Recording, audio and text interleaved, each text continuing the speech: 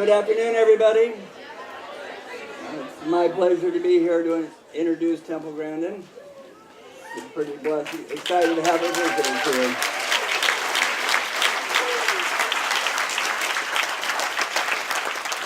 We live in a time of change, and change is good. It's not always easy. And we've done a lot of pioneering in the organic field and organic farming. And Temple is just standalone in the whole United States for pioneering proper care of animals and animal sense and common sense, I call it. And it's so nice because she's not only a scientist, but the beauty of animals is they actually respond. If you do things the right way, they'll respond to that. And it's just so exciting because you're way beyond theory, you're actually into practice. And it's what Temple's really brought to the very biggest companies in the United States, to anything, is how to think like an animal, how to work with animals. And it's really a root of what organics has always been about. If you work with nature, nature will work with you. And so it's so amazing to see how animals respond to management systems that really take them into effect. And she's been a super pioneer, and we're just really glad to have her here today. So, and she and I share, I'm a graduate of Colorado State University with an animal science degree, and she is a Colorado State person, so it's pretty exciting.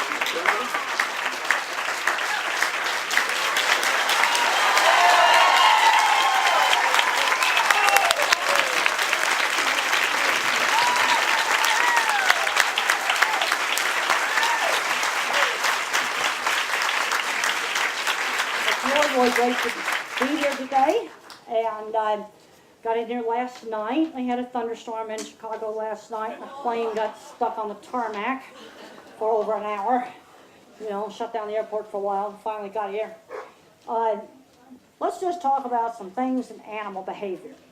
One of the basic principles is calm animals are easier to handle.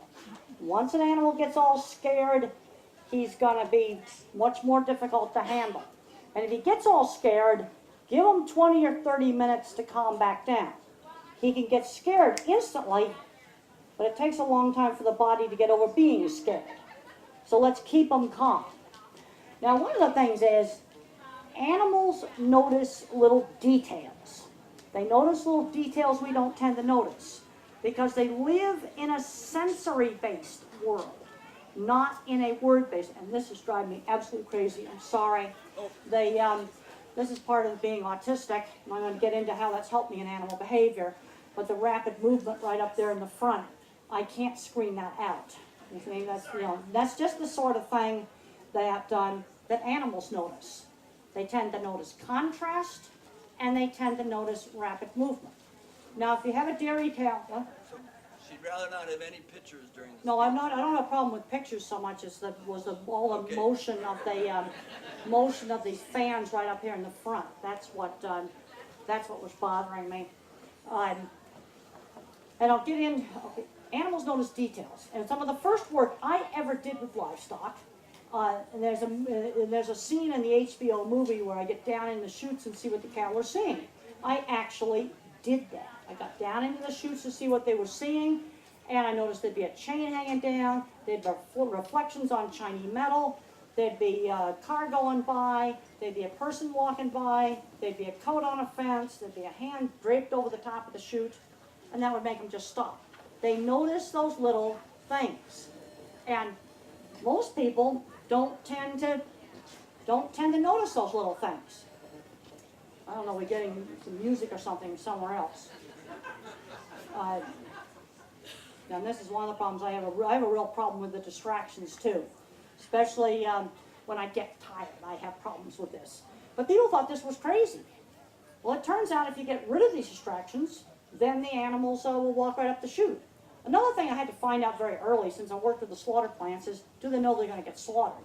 So I'd go to the local Swift plant, and then I'd go back to the feed yard and watch the cattle go up the vaccinating chute. They behaved exactly the same way in both places. And I found that if I got rid of all the little things that distract them, then I was just absolutely, they were fine. They weren't afraid of getting slaughtered. They were afraid of little things that we tend to not notice. So you're working with animals.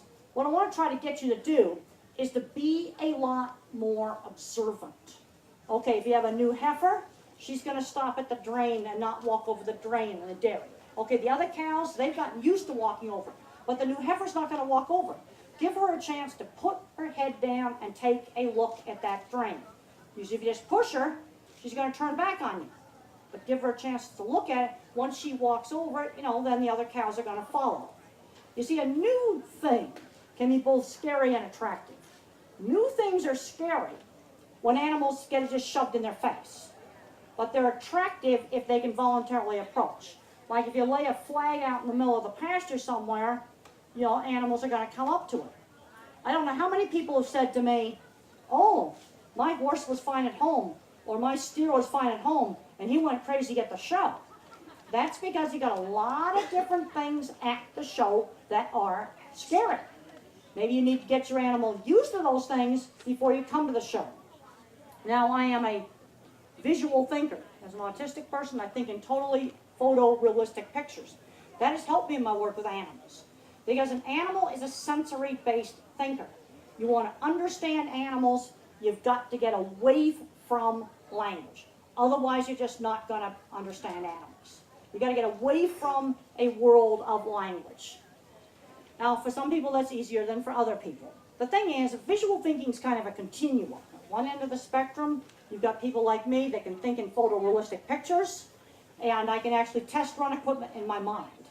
The HBO movie did an absolutely fantastic job showing how my mind thinks in pictures.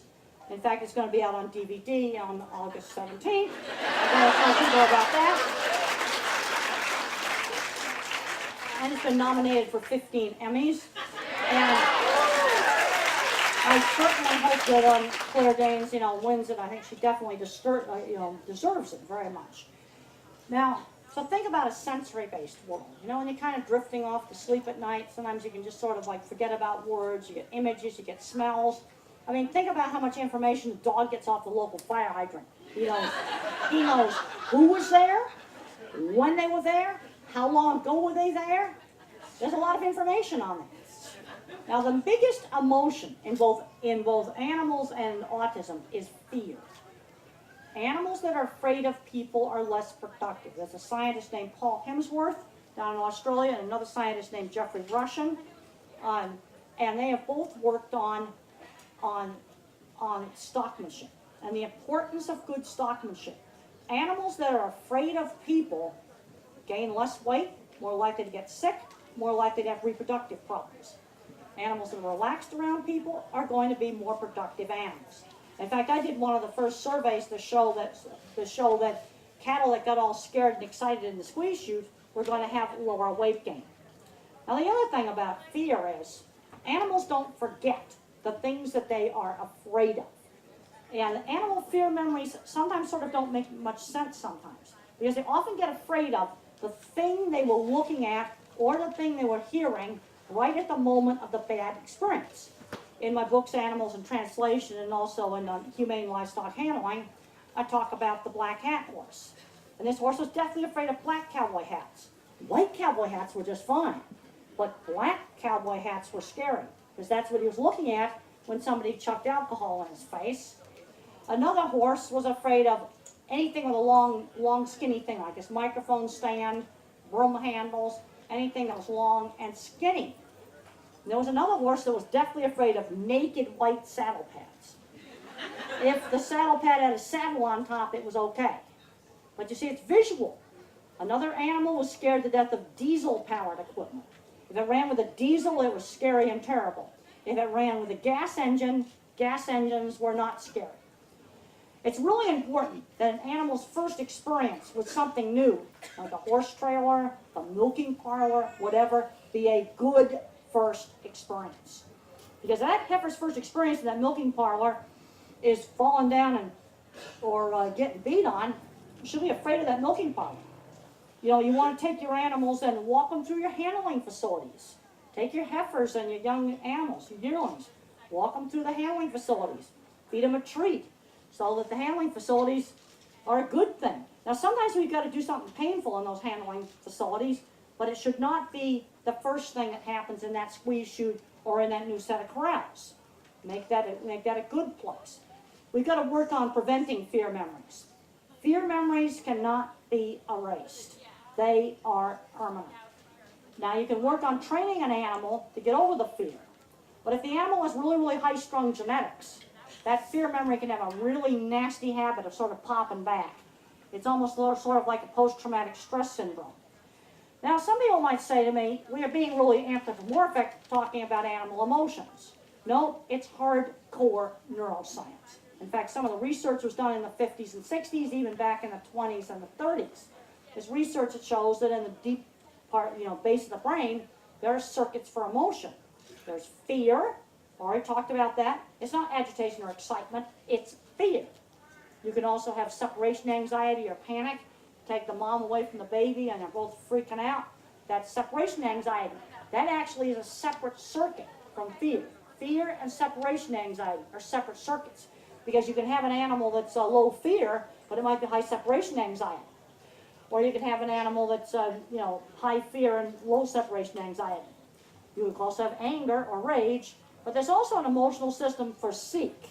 You put a flag out in the middle of the pasture and the heifers are up there looking at it. One time I went out on this university's ranch and there was a woodchuck out in the middle of the pasture and they had like 50 heifers around.